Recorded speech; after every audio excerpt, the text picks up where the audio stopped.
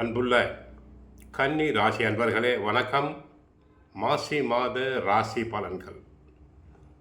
கன்னி ராசி அன்பர்களுக்கு 5ஆம் இடத்தில் செவ்வாய், 6இல் சூரியன், புதன், சுக்கிரன்.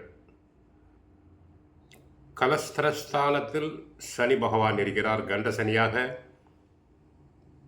10ஆம் இடத்தில் குரு வக்கிரம். விரய ராசியில் கேது பகவான் இருக்கிறார். குடும்பத்தில் செலவுகள் அதிகரிக்கும். திட்டமிட்டு செயல்படுதல் முடியாது. வீட்டில் கணவன் மனைவி இடையே கருத்து வேறுபாடுகள் வரலாம். அனுசரணை தேவை. பிள்ளைகளை பற்றிய கவலைகள் தங்களுக்கு அதிகரிக்கும். தங்களின் உடல் ஆரோக்கியத்தில் கவனமாக இருத்தல் வேண்டும். சிறு உடல் நலக்குறைவு என்றாலும் மருத்துவரை சென்று சந்தித்து நல்ல சிகிச்சை எடுத்துக்கொள்ளுதல் வேண்டும். வீட்டில் உள்ள மூத்தோர்களுக்கும் மருத்துவ சிகிச்சை தேவைப்படலாம்.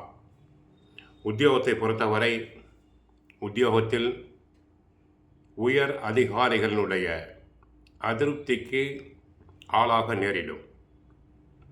தாங்கள் என்னதான் உண்மையாக உழைத்தாலும் ஒரு சிலர் குறை சொல்லிக்கொண்டே இருப்பார்கள். தற்சமயம் பதவி உயர்வு, சம்பள உயர்வு, இடமாற்றம் கிடைப்பதில் தங்களுக்கு சிரமம்தான். தொழில் வியாபாரத்தை பொறுத்தவரை கிரக நிலைகள் சரியில்லை. தொழில் ஸ்தானம் பாதிப்பு என்பதால் தொழிலில் கவனம் தேவை. தொழிலில் தங்களுடைய நேரடி கண்காணிப்பு தேவை. தொழிலாளர்களின் ஒத்துழைப்பு இருக்காது. பார்ட்னர்ஸ்களுக்குள் கருத்து வேறுபாடுகள் வரலாம். பொருட்கள் தேக்க நிலை அடையலாம். வெளிநாட்டு ஒப்பந்தங்கள் கிடைப்பதில் தடைகள், தாமதங்கள் இருக்கக்கூடும்.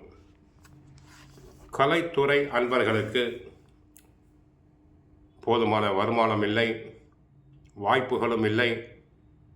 இருப்பதை வைத்து சமாளித்தல் வேண்டும். சினிமா நடிகர் நடிகைகளுக்கு அவர்களை பற்றி தேவையில்லாத வதந்திகள் பரவும். கவனம் தேவை. அரசியல் துறை அன்பர்களுக்கு கிரக நிலைகள் சரியில்லை. கட்சிக்குள் தங்களின் ஆலோசனைகள் ஏற்கப்பட மாட்டாது. புகழ் செல்வாக்கு குறையும். தங்களை பற்றி வீண் பழிகள் வந்து போகும். மாணவர்களுக்கு கல்வி சம்பந்தமான கிரகம் புதன் சாதகமாக இல்லை.